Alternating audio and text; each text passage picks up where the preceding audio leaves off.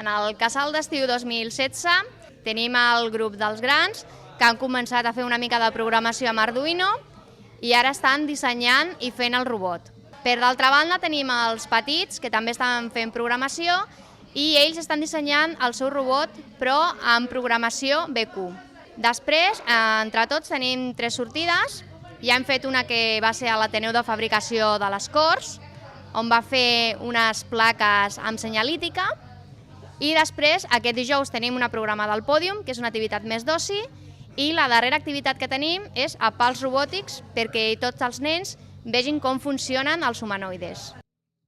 Estamos haciendo un robot donde el robot tiene que seguir nuestras órdenes y lo estamos programando de forma que desde el móvil lo podamos mover y cada uno por su imaginación puede hacer el tipo de robot que quiera.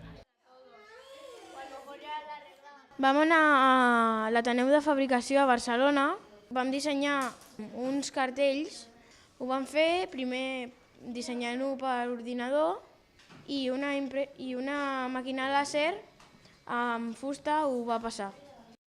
Aquest robot té 3 sensors, 3 motors, 2 motors de continus i un que només gira 180 graus. També té una placa un suport per a piles. Els sensors serveixen perquè vagin en línia recta i no xoquin. Aquest any, com a activitats noves, tenim la impressió en 3D, on els nens han dissenyat un petit robot. També tenim vol en drons i realitat virtual. ¿Quieres una pata de burro?